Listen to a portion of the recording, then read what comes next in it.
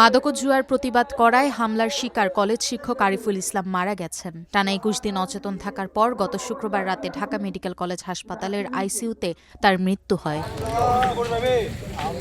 এদিকে আরিফুলের মৃত্যুর খবর গ্রামে ছড়িয়ে পড়লে রাতেই অভিযুক্ত ব্যক্তিদের বাড়িঘরে ভাঙচুর ও অগ্নিসংযোগ করেন এলাকাবাসী। পরে গভীর রাতে পুলিশ ও ফায়ার সার্ভিস ঘটনাস্থলে গিয়ে আগুন নিয়ন্ত্রণে আনে। আরিফুল ইসলামের বাড়ি লালমনিরহাটের আদিতমারী উপজেলার দুর্গাপুর ইউনিয়নের গন্ধমুরুয়া গ্রামে। স্ত্রী মাকামাম মাহমুদা ছাড়াও তার ২ বছর ৪ মাস বয়সী একটি মেয়ে ও নবজাতক একটি ছেলে আছে।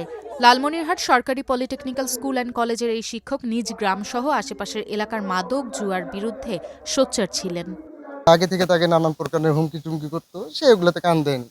তো পরিকল্পনাভাবে তাকে এখানে নিয়ে আসার পরে তার সঙ্গে কথা বলতে চায় অনেকবার। সে বলছে যে এগুলা বিষয় একটু মানবিক বিষয় না, তা সেইভাবে কথা বলে নাই। কিন্তু পরিকল্পনাভাবে তাকে এখানে নিয়ে আসার পরে তাকে জোরপূর্বকভাবে নিয়ে আসে তারা পরিকল্পিতভাবে তাকে মারধর করে বিভিন্নভাবে জখম করে। এক পর্যায়ে সে ঢাকা মেডিকেলে অনেকদিন চিকিৎসাধীন অবস্থায় ছিল।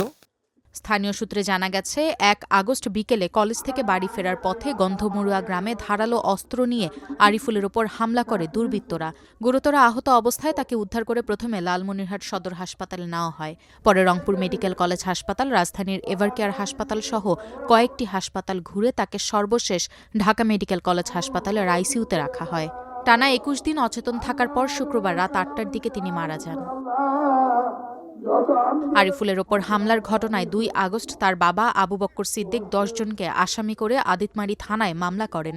মামলার প্রধান আসামি রহিদুল ইসলামকে ১৩ আগস্ট গ্রেপ্তার করে র্যাব। শুক্রবার রাতে আরিফুলের মৃত্যুর খবর এলাকায় ছড়িয়ে পড়লে রহিদুল সহ ৭ জনের বাড়িতে হামলা ভাঙচুর করে আগুন ধরিয়ে দেন স্থানীয় লোকজন। পরে গভীর রাতে পুলিশ ও ফায়ার সার্ভিস পরিস্থিতি নিয়ন্ত্রণে আনে।